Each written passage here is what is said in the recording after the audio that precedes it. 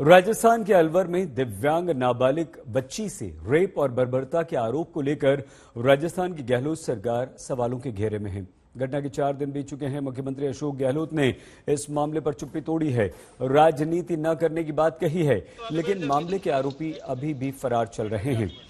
पीड़ित दिव्यांग बच्ची जयपुर के अस्पताल में भर्ती है, अभी भी बयान देने की स्थिति में बिल्कुल नहीं है। इस बीच वारदात से ठीक पहले का एक सीसीटीवी वीडियो सामने आया, जिसको सबूत बताते हुए पुलिस रेप की थ्योरी से यू टर्न ले रही है। वारदात पर राजनीति तेज है। बीजेपी नेता गहलोत सरकार के विरुद्ध मोर्चा खोले हुए हैं।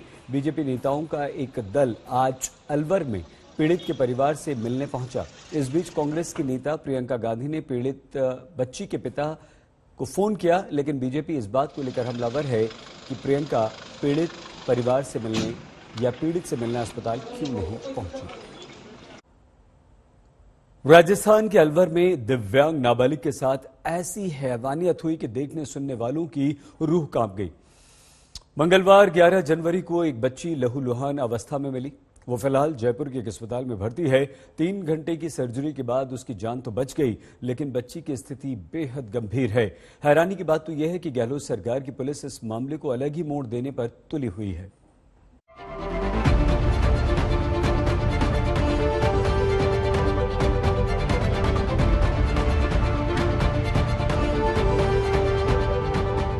अलवर में रूह कपाने वाला निर्भया कांड, गुनहगार फरार, मौन पहरेदार, दरिंदगी की हद पर पुलिस या पर्दा, मूक बधिर सरकार से बेटी मांगे इंसाफ।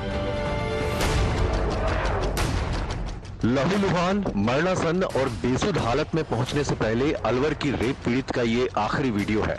मंगलवार रात जिस पुल पर दिव्यांग नाबालिग को रेप के बाद फेंक देने का दावा किया जा रहा है, उसी पुल पर वो खुद चलकर जाती हुई सीसीटीवी कैमरे में दिखाई दे रही है। लेकिन राजस्थान पुलिस को जैसे ही ये सीसीटीवी फुटेज मिला, वो पूरी थ्योरी ही बदल देने पर उतारू हो गई। पुलिस के मुताबिक सीसीटीवी फुटेज मंगलवार शाम करीब 7:30 बजे का है। घटनास्थल इसी पुल पर सीसीटीवी में दिखाई दे रही जगह से करीब 300 मीटर दूर है। घटनास्थल पर नाबालिग बेसुध हालत में शाम करीब 7:50 यानी 20 मिनट बाद मिली। पुलिस को शक है कि महज 20 मिनट में ये वारदात कैसे हो गई। पुलिस ये भी कह रही है कि जयपुर से आई मेडिकल रिपोर्ट के आधार पर दुष्कर्म की संभावना बेहद कम है। शहर में विभिन्न जगहों पर इस बच्ची के सीसीटीवी फुटेज में ये अकेली नजर आ रही है, जिसमें इसका कोई पीछा करता हुआ या इसके साथ कोई व्यक्ति संदिग्ध ऐसा नहीं नजर आ रहा, और ये पैदल पैदल चलती हुई नजर आ रही है। इंजरी भी, कोई इस तरीके की इंजरी उन सीसीटीवी फुटेजेस में भी इसके साथ नहीं नजर आ रही है, और ये स्वस्थ रूप से चलती हुई उन सारे फुटेजेस में नजर आ रही है। इस घटना के 2 दिन बाद यानी 13 जनवरी को प्रियंका गांधी रणथंभौर के एक रिजॉर्ट में अपने परिवार के साथ थीं। अलवर की घटना पर इंसाफ मांगने के लिए बीजेपी नेता और कार्यकर्ता इस रिजॉर्ट के बाहर जमा हो गए। जान के आश्चर्य होता है, जान के दुख होता है, किन हाथों के लोग में कांग्रेस की राजनीति है। आप जानते हैं, जब अलवर में इस प्रकार की विभत्स घटना घट रही थी, तब प्रियंका वाड्रा, जो अपने आप को चैंपियन ऑफ महिला कहती है, प्रियंका वाड्रा वहीं मौजूद थी।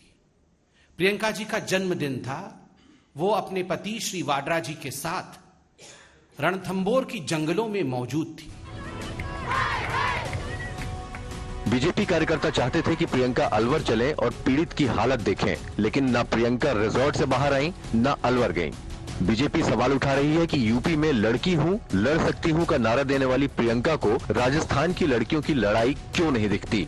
वैसे गहलोत सरकार को भी इस मामले में चुप्पी तोड़ने में 4 दिन लग गए। डीजीपी को स्वतंत्र और निष्पक्ष जांच कर मामले की तह तक पहुंचने के निर्देश दिए गए हैं। अलवर एसपी की सहायता के लिए राज्य स्तर से डीआईजी स्तर के अधिकारी के नेतृत्व में अलग से टीम भेजी गई है। इस प्रकरण में राजनीतिक दलों द्वारा अनर्गल बयानबाजी नहीं की जानी चाहिए। पुलिस को स्वतंत्र रूप से अनुसंधान शीघ्र पूर्ण करने देना चाहिए। अनुसंधान के नतीजे तक पहुँचने के बाद ही टिप्पणी करना न्यायोचित होगा। गहलोत जो नसीहत दूसरी पार्टियों को दे रहे हैं वो शायद उनकी अपनी पार्टी पर लागू नहीं होती। भीषण अपराध के मामले राजनीति के सबसे असरदार कार्ड माने जाते हैं। जांच और नतीजे से पहले ही सत्ता कैसे डगमग की जानी है, नेता इसका पूरा ख्याल रखते हैं। लेकिन सियासत की अंधी दौड़ में पीड़ित बस एक मोहरा बनकर इंसाफ मांगता रह जाता है। अलवर की बेटी तो अभी इंसाफ मांगने की हालत में भी नहीं है, क्योंकि अस्पताल में उसे अभी तक ठीक से होश भी नहीं आया है। संतोष शर्मा और शरद कुमार के साथ आज तक ब्यूरो।